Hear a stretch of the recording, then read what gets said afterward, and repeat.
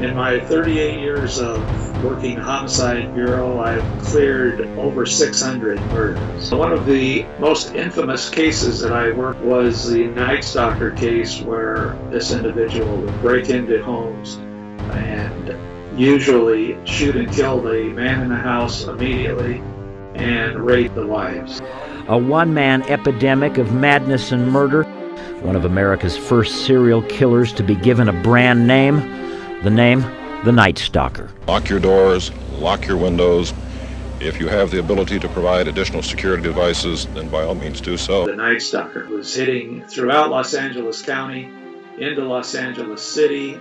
There were a couple of LAPD homicide detectives assigned to the task force also, and they would respond along with us in all of these murders.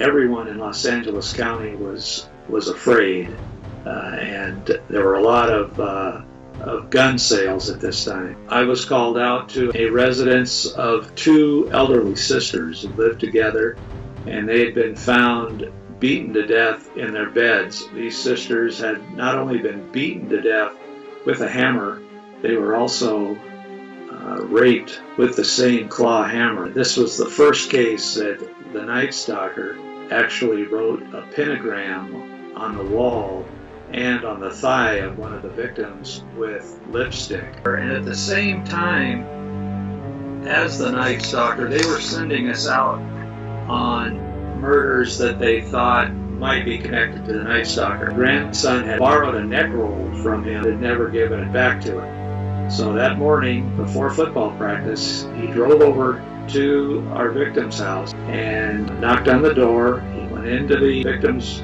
bedroom. He observed a hammer sitting on a bookshelf, and he picked up the hammer and began beating his friend about the head. The grandson began to scream, and the grandmother came running in. He then just began to beat the grandmother about the head and beat her to death. And he heard the grandson drive up on a moped. He hid in the bathroom, and as the grandson walked down the hallway by the bathroom, our suspect jumped out and beat the youngest grandson in the head with a hammer and killed him. The case that I'm about to tell you about is the murder of Carlos Vasquez, a Latino activist who lived in El Monte, was newly married. His wife had been stalked by a former boyfriend, and because of that, they moved into a residence that had a fence around the house that had to be opened so that he could park his car in the garage.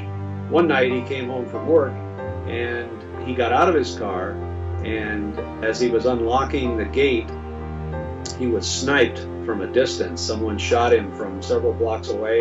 He was shot in the chest and died almost immediately. His wife went out to check on him and found him lying in the driveway, already deceased. We began working the case. His wife told us of a former boyfriend who had been stalking her. We responded to his house in an attempt to contact him. He refused to come to the door, and the next day we got a phone call from an attorney who stated that he had already told this person not to contact us and that we were not to contact his client. We began looking at other avenues. For a year we were still working leads, and we got a phone call from a woman in North Carolina who stated that she was the cousin of this person that refused to talk to us, and that he in fact was in custody in North Carolina for stalking a former girlfriend and then shooting to death her husband